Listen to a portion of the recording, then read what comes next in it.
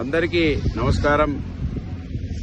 Congress party నాయకులు ఆది శ్రీనివాస్ గారు, బీజేపీ నాయకులు రఘునందన్ రావు గారు మా నాయకురాలు కల్వకుంట్ల కవిత గారి మీద వారు దుమ్మెత్తి పోయడాన్ని తీవ్రంగా ఖండిస్తా ఉన్నాను.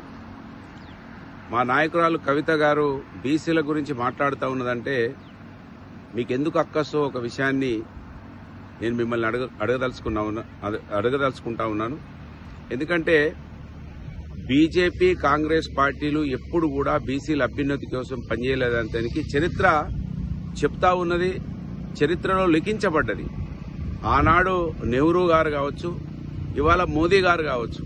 మోదీ గారు కూడా బీసీల యొక్క లెక్కలు తీయాలంటే దానికి వ్యతిరేకంగా మాట్లాడుతూ ఉన్నారు మోదీ గారి ప్రభుత్వం. ఆ రోజు నెహ్రూ కాలం నుంచి బీసీలకు వ్యతిరేకంగా పనిచేసింది కాంగ్రెస్ పార్టీ. ఇవాళ వచ్చినటువంటి తెలంగాణ రాష్ట్రంలో అతి తక్కువ సమయం 10 సంవత్సరాలలో బీసీలకు అనేక సంక్షేమ పథకాలను తీసుకొచ్చి నాలాంటి వాళ్ళ బీసీల అభ్యున్నతి కోసం ఒకసారి టికెట్ ఇవ్వడానికి ఆలోచించేటువంటి ఈ రోజులలో 3 సార్లు టికెట్ ఇచ్చి నాలాంటి వాళ్ళని ముందుకు తడిపించినటువంటి చరిత్ర కేసీఆర్ గారి నాయకత్వానికి ఉంది. కేసీఆర్ గారు బీసీల గురుకులాలు కావచ్చు, విద్యా వ్యవస్థలో వాళ్ళకి ఫారెన్ కంట్రీస్కి వెళ్లడానికి స్కాలర్షిప్లు కావచ్చు, మహాత్మా జ్యోతిబా ఫులే మీద ప్రోత్సాహకరమైనటువంటి అనేక కార్యక్రమాలు తీసుకొచ్చిర్రు. కవితకైతే నాలాంటి వానికి అండగా ఉన్నది. అనేక ఇబ్బందులు వచ్చినా కూడా కాపాడుకున్నారు. కనుక బీసీల గురించి ఆమె మాట్లాడుతుందంటే మీరు సంతోషపడాలి. ఎందుకంటే ఒక అగ్రవర్ణాలకు సంబంధించినటువంటి నాయకురాలుగా ఉండి కూడా ఆమె బీసీల అభ్యున్నతి కోసం ఆలోచిస్తుందంటే మీరు గౌరవించాలి తప్ప నువ్వెందుకు మాట్లాడుతానో 10 ఏళ్లలో వాళ్ళు చేసిన కాడికి చేసిండ్రు.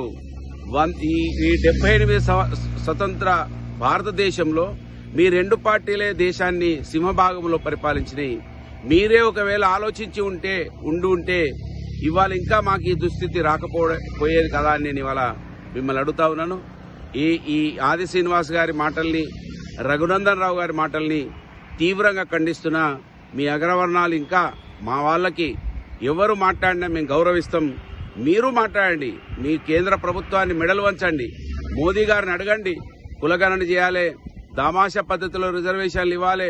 ఇవాళ ఓసీలు నిలబడ్డ కాడ బీసీలు నిలబడడానికి ఆస్కారం లేకుండా ఈ రోజులు కూడా ఉన్నాయి. కనుక బీసీ రిజర్వేషన్లు వస్తేనే, దామాషా పద్ధతిలో రిజర్వేషన్లు జరుగుతూనే మేలు జరుగుతుందని గమనించాలని ఆది శ్రీనివాసరావు గారిని, రఘునందన్ రావు గారిని నేను వారిని అడుగుతా ఉన్నాను, వారిని డిమాండ్ చేస్తా ఉన్నాను. కవితక్కకు మీరు మద్దతు పలకాలని మిమ్మల్ని కోరుతా ఉన్నాను.